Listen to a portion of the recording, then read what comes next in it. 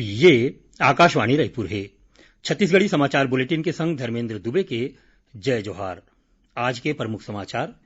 केंद्र सरकार के दूसर कामकाज के एक बछर पूरा होए के मौका में आज भारतीय जनता पार्टी के छत्तीसगढ़ इकाई डहार ले प्रदेश भर में वीडियो कॉन्फ्रेंसिंग सभा शुरू होगी।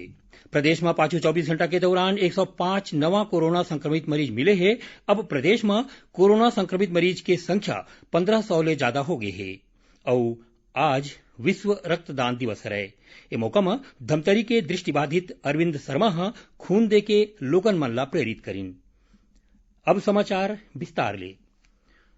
प्रधानमंत्री नरेंद्र मोदी की अगुवाई में केंद्र सरकार के दूसर कामकाज के एक बछर पूरा होए के मौका में आज भारतीय जनता पार्टी के छत्तीसगढ़ इकाई डहार ले प्रदेश भर में वीडियो कॉन्फ्रेंसिंग सभा शुरू होगी।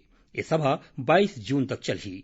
भाजपा के प्रदेश अध्यक्ष विष्णुदेव साय आज राजधानी रायपुर स्थित कुशाभाऊ ठाकरे स्मृति परिसर में पार्टी डहार ले राखे गए जिला जनसंवाद कार्यक्रम के तहत राजनांदगांव जिला में राखे गए वीडियो कॉन्फ्रेंसिंग सभा ला संबोधित करीन। ओमन पार्टी कार्यकर्ता मन ले कहिन कि मोदी सरकार के दूसर कार्यकाल के एक साल के कामकाज प्रशंसनीय हवय। ओमन भाजपा कार्यकर्ता मन ले केंद्र सरकार के उपलब्धि ला घरों घर पहुंचाए के अपील करीन। वीडियो कॉन्फ्रेंसिंग सभा के शुरुआत कार्यक्रम के प्रदेश संयोजक राजेश मूणत के प्रस्तावित भाषण ले हुई। प्रधानमंत्री नरेंद्र मोदी राज्य और केंद्र शासित प्रदेश के संग गोठबात में स्वास्थ्य मंत्रालय के अधिकारी मन ला कोरोना वायरस बर आपात योजना बनाए के निर्देश दे है। प्रधानमंत्री काली कोरोना वायरस महामारी ऊपर कार्रवाई के समीक्षा बर मंत्री और अधिकारी मन संग गोठबात करीन। नीति आयोग के सदस्य और चिकित्सा आपात प्रबंधन समूह के संयोजक डॉक्टर विनोद पाल अभी के स्थिति और मध्यम अवधि में कोरोना संक्रमण के मामला के बारे में जानबा दीन। ओमन कहिन कि देश में कुल मामला के 2/3 भाग 5 राज्य में हवय। प्रदेश में पाछू 24 घंटा के दौरान 105 नवा कोरोना संक्रमित मरीज मिले हैं, जिमा ले 15 राजधानी रायपुर ले हरय। एकर अलावा कोरबा, राजनांदगांव और बलौदाबाजार ले 13-13, बेमेतरा ले 11, दुर्ग ले 9, महासमुंद और बिलासपुर ले 8-8, कबीरधाम ले 5, जांजगीर चांपा बलरामपुर ले 3-3, दंतेवाड़ा ले 2 और धमतरी कोरिया ले 1-1 मरीज की पुष्टि हुए है। रायपुर में अब कोरोना संक्रमित मरीज की संख्या 128 हो गई है। तो उन्हें प्रदेश में कोरोना संक्रमित मरीज की संख्या 1500 ले ज्यादा हो गई है। उति महासमुंद जिला में पाछू रतिहा 8 झिन कोरोना पॉजिटिव मरीज मिले हैं, जिमा 2 झिन माई लोगिन घलो शामिल है। तैती राजनांदगांव जिला में 13 झिन नवा मरीज मिले हैं। उन्हें दुर्ग जिला ले पाछू रतिहा 9 झिन कोरोना संक्रमित मरीज के पहचान करे गए है, जिमा ले 3 झिन सीमा सुरक्षा बल बीएसएफ के जवान घलो शामिल हवय।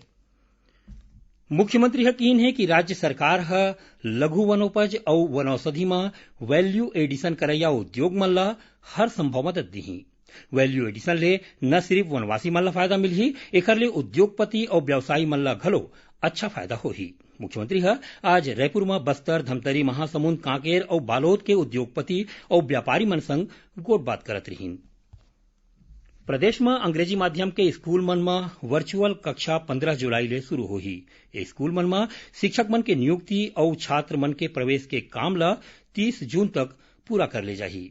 स्कूल शिक्षा विभाग के प्रमुख सचिव डॉक्टर आलोक शुक्ला ए बारे में जम्मू कलेक्टर मन ला आगू के काम करे के निर्देश दे है। श्री शुक्ला कहिन है कि अंग्रेजी माध्यम के स्कूल मन बर शिक्षक मन के व्यवस्था 15 दिन के भीतर पूरा कर ले जाए।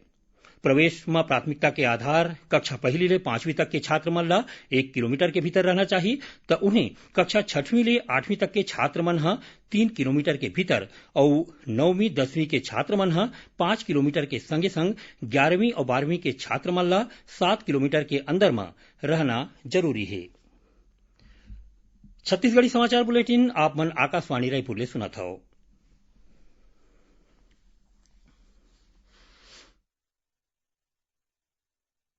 छत्तीसगढ़ के खबर ले है आपके वास्ता और खबर के विश्वसनीयता ले है हमार वास्ता। आकाशवाणी समाचार रायपुर के प्रादेशिक समाचार बुलेटिन के संगे संग हमार समसामयिक कार्यक्रम आप रेडियो के संग अपन मोबाइल में घलो सुन सकत हो। आकाशवाणी समाचार फेसबुक, ट्विटर और यूट्यूब में घलो हावय। हमार फेसबुक पेज हरे Chhattisgarh news on AIR, Twitter handle CGAIR news और हमार यूट्यूब चैनल हरे छत्तीसगढ़ AIR न्यूज। तो अब रेडियो के संगे संग आपके मोबाइल के माध्यम ले हम आप तक पहुंचत हन। छत्तीसगढ़ के हर खबर पर सुनत रहो आकाशवाणी समाचार। और अब आगो बाढ़न बाँचे समाचार कोती। सरगुजा संभाग में 3 ठीन मादा हाथी के मौत ला गंभीरता ले लेवत राज्य सरकार हा काली संझा बलरामपुर जिला के राजपुर रेंज के एसडीओ के एस खूंटिया और रेंजर अनिल सिंह ला निलंबित कर दे है। उन्हें बलरामपुर के डीएफओ प्रणय मिश्रा ला हटाए के संगे संग कारण बताओ नोटिस जारी करे है। जानबा के मुताबिक सरगुजा रेंज में पाछू 5 दिन में 3 ठीन मादा हाथी के 100 मिले रहीस। पहली 2 मौत सूरजपुर जिला के प्रतापपुर रेंज में तक तीसर मौत बलरामपुर जिला के राजपुर रेंज में होए रहीस। दंतेवाड़ा पुलिस माओवादी मन के शहरी नेटवर्क के खुलासा करत 2 छिन आरोपी मल्ला गिरफ्तार करे है। हमर संवाददाता ले मिले जानबा के मुताबिक माओवादी मल्ला मदद करे के आरोप में पुलिस जगत पुजारी और रमेश उसेंडी ला गिरफ्तार करे है। पुलिस के मुताबिक ये दोनों आरोपी पाछू 10 बछर ले माओवादी मन ला आने आने जिनिस देवत रहीन। काली माओवादी मन बर खरीदे गए ट्रैक्टर के संग ये दोनों आरोपी मन ला गिरफ्तार करेगिस। महासमुंद जिला में पुलिस एकदम कम दिखैया प्रजाति के पेंगुलिन के तस्करी करत 3 झीन लोगन मन ला गिरफ्तार करे है। ये आरोपी मन ला बलौदा बाजार रद्दा के तीर गांव चनाट और दलदली के बीच पकड़ेगिस। पुलिस अधीक्षक बताइन कि ये वन्य जीव ला बलौदा बाजार जिला के बारनावपारा अभ्यारण्य ले पकड़े रहीस। पकड़े गए पेंगुलिन के उम्र 3 साल बताया जात है। जानबा के मुताबिक ये आरोपी मन पेंगुलिन ला बेचे बर लेगत रहीन। इसी दौरान बसना पुलिस ए आरोपी मन ला गिरफ्तार कर लीन। वन विभाग डहार ले मामला के जांच करे के बाद पेंगुलिन ला जंगल सफारी रायपुर भेजे के तैयारी करे जात है।